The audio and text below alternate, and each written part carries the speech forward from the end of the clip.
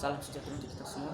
Perkenalkan, nama saya Juan Carlos Ginti dari SMA Kelas 9 Mario Jombang, Pangkal, Provinsi Kepulauan Bangka Belitung. Saya sebagai pihak pemerintah menyatakan bahwa saya mendukung apa yang dikatakan oleh Dewan, bahwa mereka menyisar masuknya e-sport sebagai cabang olahraga di Olimpiade. Sebenarnya saya akan diberikan beberapa definisi dari olahraga. Definisi olahraga itu yaitu gerak badan untuk menguatkan dan menyehatkan tubuh.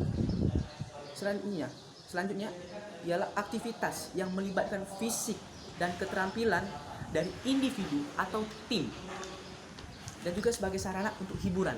Itulah definisi dari olahraga, banyak menggunakan fisik dan keterampilan.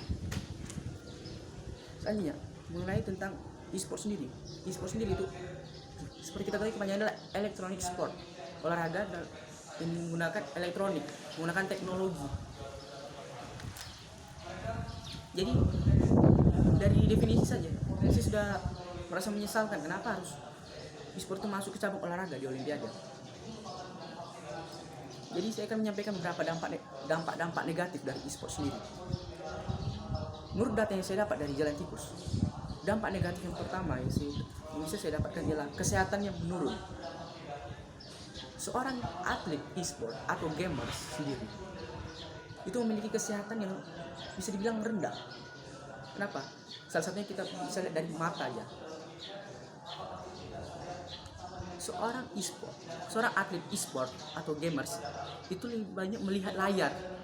Seperti kita ketahui, mata itu tidak terlalu bisa melihat layar itu terlalu lama. Jadi kesehatan mata bisa menurun.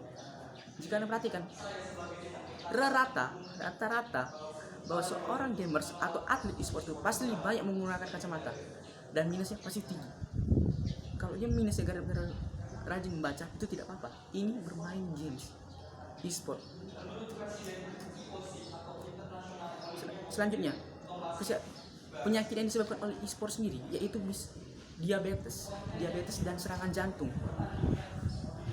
Selanjutnya, penyakit mental. Kecanduan dalam bermain games, dalam mengikuti e-sport itu bisa menyebabkan gangguan mental. Ini juga termasuk penyakit kesehatan menurun. Kesehatan apa? Beda mental. Kalau tadi itu fisik, sekarang mental. Mental kita seperti mental manja. Bisa bilang mental manja, meskipun bilang kelihatan manis, tapi sebenarnya manja. Selain itu, bisa dibilang seorang gamers atau atlet e-sport itu bisa dibilang memiliki halusinasi yang tinggi. Seperti saya contohkan permainan Mobile Legends. Saya memainkan Mobile Legends dan terkadang saya berpikir ketika saya main, saya bertanya kenapa game ini harus tak membunuh. Kita lihat dia bunuh baru hidup lagi, bunuh terus. Itu menurut saya itu tidak baik untuk generasi muda zaman sekarang.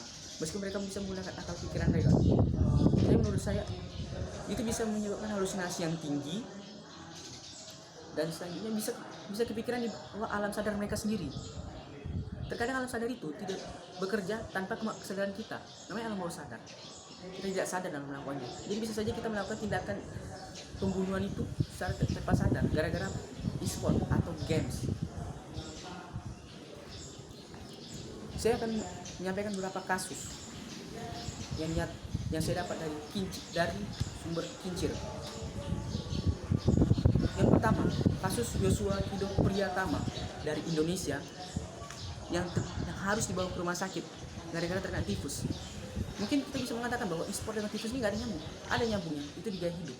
Kita bisa lihat gaya hidupnya pasti berantakan, pasti kacau. Dia tidak bisa mengatur gaya hidup dia, sehingga dia tidak bisa mengatur pola makan dia dan akhirnya terkena tifus. Selanjutnya, Minggi dari Vietnam, dia meninggal dunia karena gaya hidup dia yang tidak beraturan. Dia tidak bisa mengatur gaya hidupnya. Padahal dia sebagai gamers profesional, sudah banyak menyumbang banyak penghargaan games untuk negaranya, tapi dia tidak bisa mengatur gaya hidupnya dan akhirnya dia merasakan sendiri dia tidak bisa bergame lagi untuk selama-lamanya. Yaitu bukan maksudnya dia cedera, tapi meninggal. Dia tidak bisa menikmati dunia lagi. Selanjutnya, tidak memiliki waktu senggang. Ini yang sungguh saya sesalkan. Kenapa? Waktu senggang itu penting bagi kita semua. Rata-rata seorang atlet e-sport atau gamers memiliki waktu latihan 8 sampai 9 jam per hari. Dan apabila mereka berlomba sedang mengikuti kompetisi, mereka bisa menghabiskan waktu setengah hari, 12 jam untuk latihan saja. Ini tidak mereka tidak akan memiliki waktu senggang untuk mengatur hidup mereka. Makan pasti mereka tidak satu. Tidur pasti mereka kekurangan karena capek kali mata tuh. Selanjutnya, dalam waktu senggang ini, di sinilah kita untuk bersosialisasi dengan sesama. Seperti kita tahu, kita butuh sosialisasi dengan sesama. Kita ini makhluk sosial, manusia adalah makhluk sosial yang membutuhkan manusia lain, butuh interaksi. Jadi bisa dikatakan bahwa e-sport atau games ini bisa menyebabkan kita tidak mengenal dunia sekitar kita. Bisa saja saya contohkan diri saya, jika saya tidak bermain terlalu banyak main games, saya tidak bisa mengenal tetangga saya, bahkan untuk keluarga sendiri saya belum tentu bisa menyediakan waktu untuk keluarga saya sendiri. Itu sangat disesalkan. Selanjutnya, pendidikan tertinggal. Kita tidak bisa menjamin bahwa e-sport games ini bisa masih booming 10 sampai 15 tahun kemudian. Sedangkan pendidikan itu sudah pasti. Dari awal, dari kemerdekaan, kita bisa lihat pendidikan itu selalu dibutuhkan, bahkan sampai sekarang. Jadi menurut saya lebih bagus untuk fokus pada pendidikan, karena masa depan akan lebih cemerlang daripada mengikuti e-sport.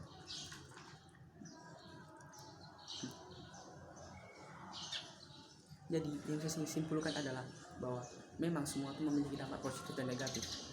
Tapi jika kita bisa mengatur gaya hidup, bisa mengatur gaya hidup, saya rasa dampak negatif ini tidak terlalu terasakan. Itu saja dari saya. Sekian, terima kasih.